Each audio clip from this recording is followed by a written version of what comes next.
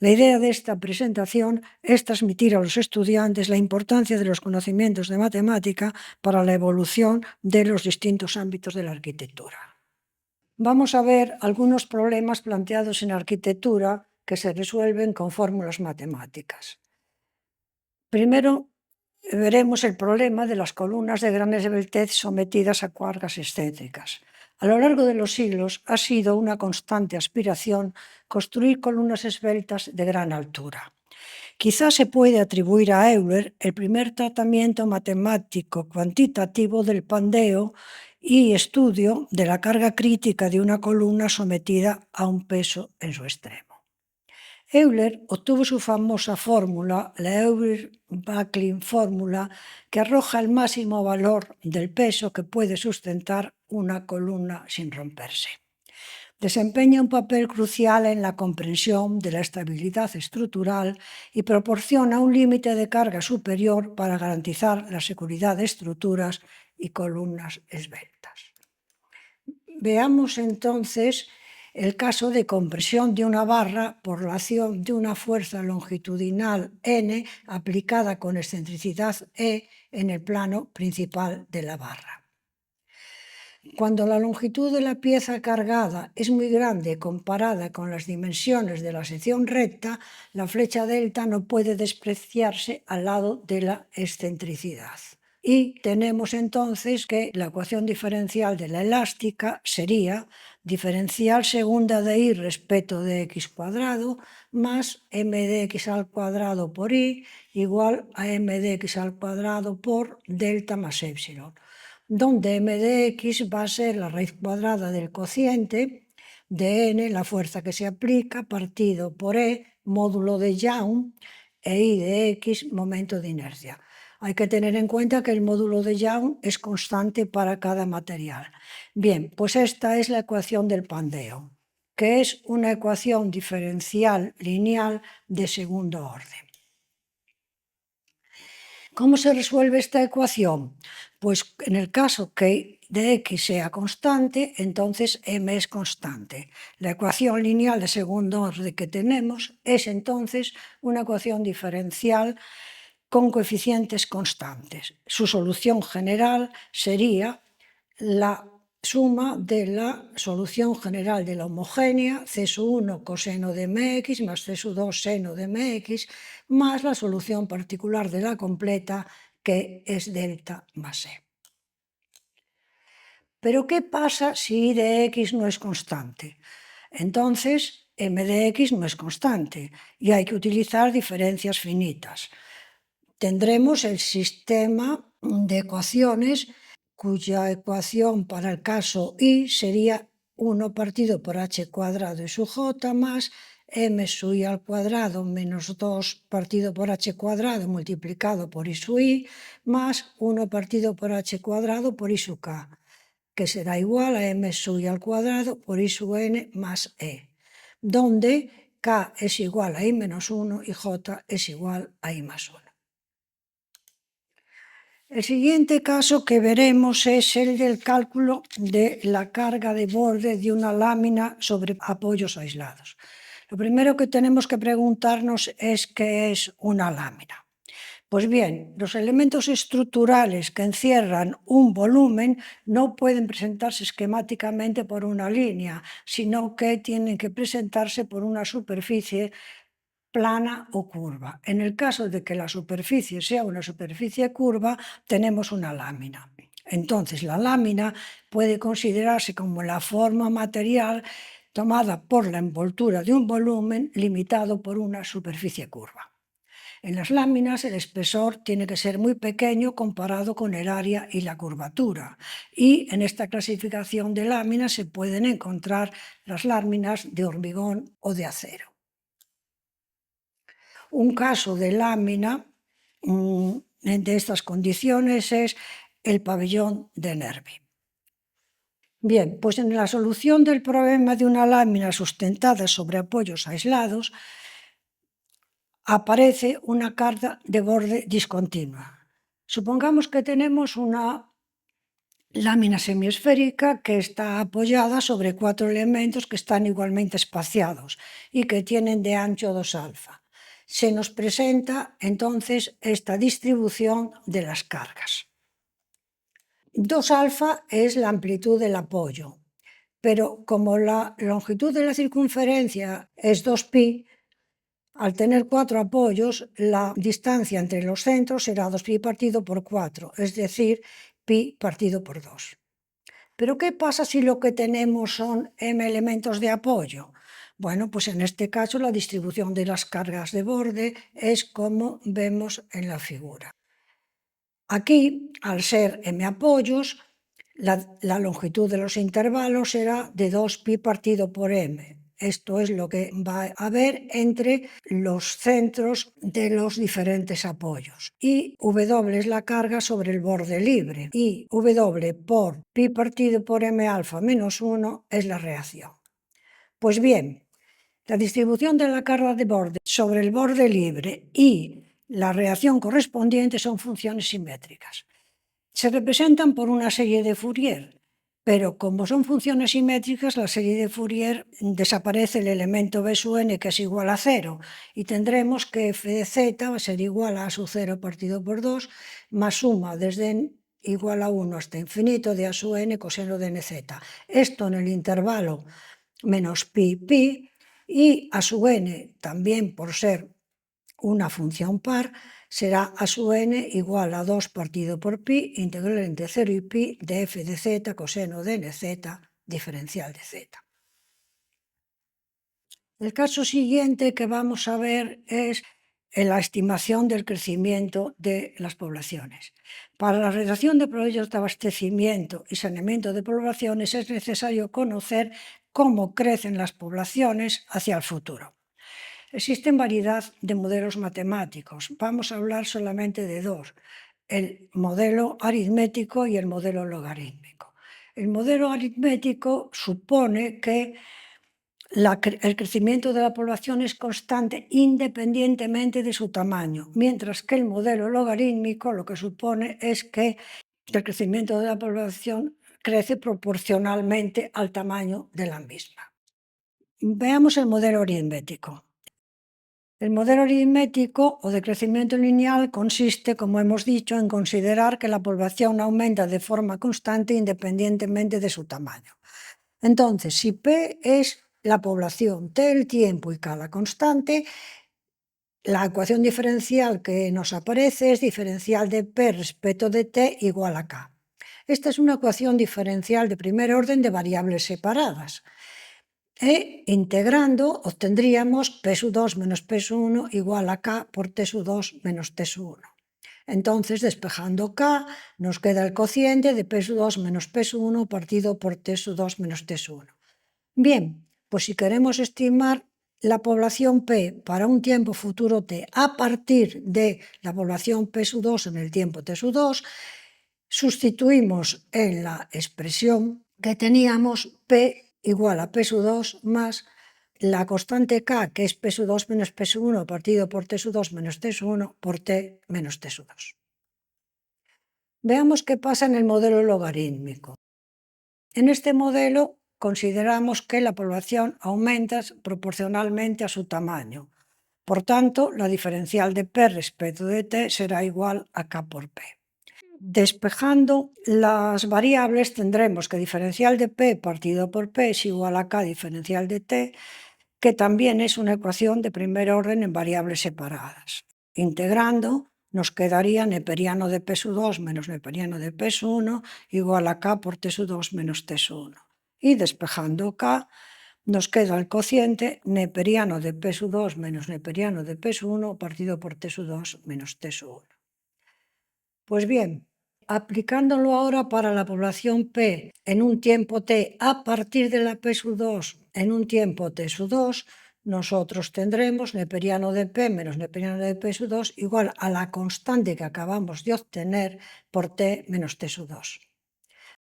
Aplicando las propiedades de los neperianos, tendremos neperiano de P partido por P sub 2 igual a T menos T sub 2 partido por T sub 2 menos T sub 1 por el neperiano de P sub 2 partido por P sub 1. Esto nos da la estimación P para un tiempo t futuro.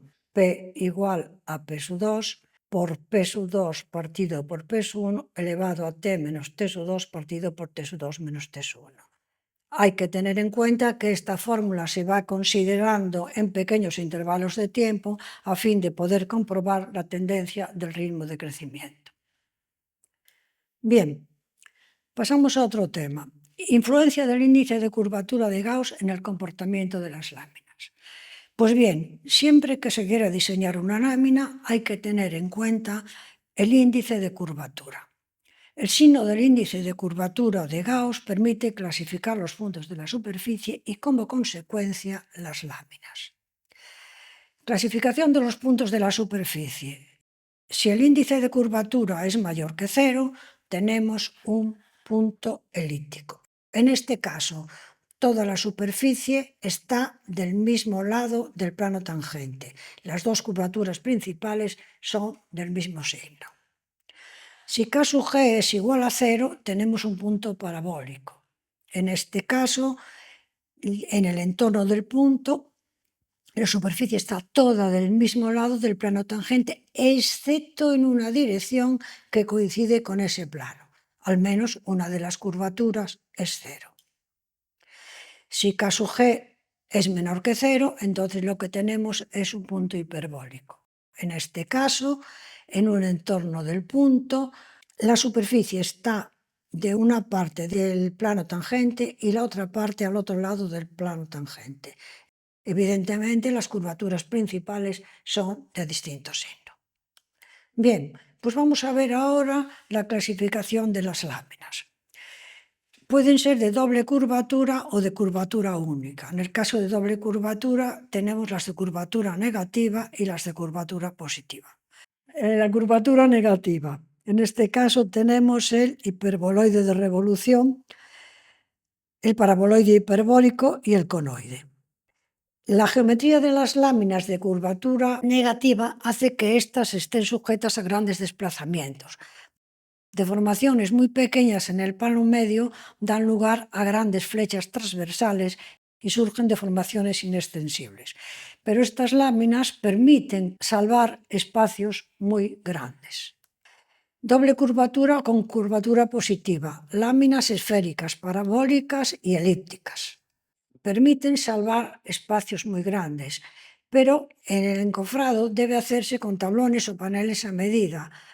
Vemos un ejemplo de cómo sería un encofrado en el caso de estas láminas. Y finalmente las de curvatura única. Ahí tenemos las láminas cilíndricas y las cónicas. La transformación de fuerzas en estas láminas es menos eficiente que en las de doble curvatura. No sirven para salvar espacios muy grandes y la capacidad para resistir cargas es menor. Tenemos aquí un cuadro con la clasificación de las láminas que está tomado del SAS de láminas. Bien, pues vamos a ver algunos ejemplos. El auditorio en el MIT de Cambridge. Curvatura positiva. La cubierta es una lámina esférica con 3 cortes laterales. El mercado de Algeciras de Eduardo Torroja. Curvatura positiva. Es un espacio octogonal cubierto con una cúpula laminar esférica.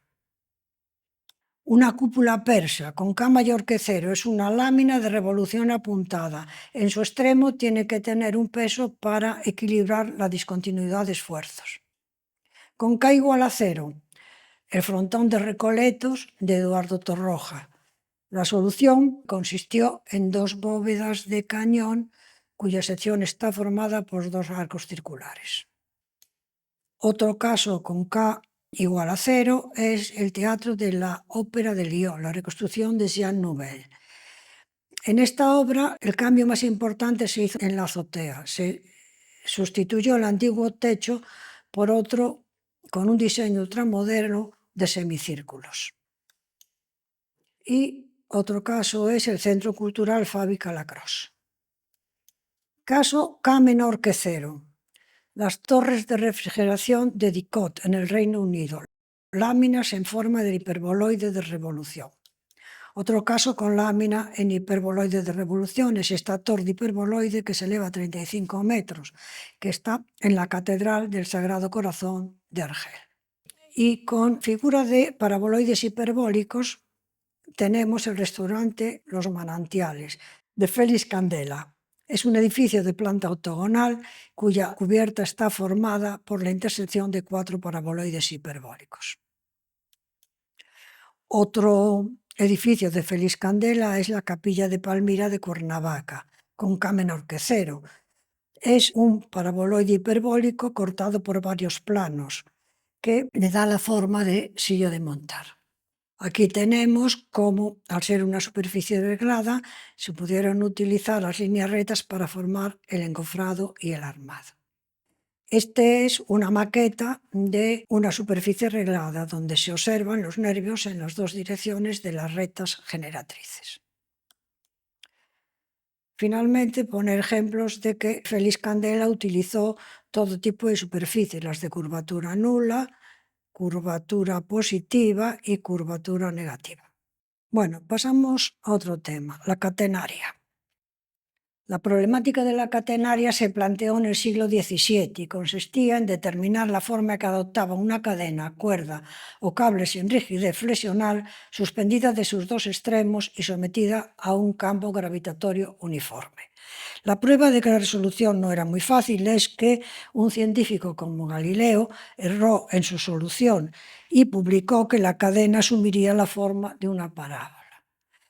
En 1690, el suizo Jacob Bernoulli propone en la prestigiosa Acta Eruditorum un desafío: descubrir la fórmula matemática que definiera la verdadera forma de la curva de la cadena colgante.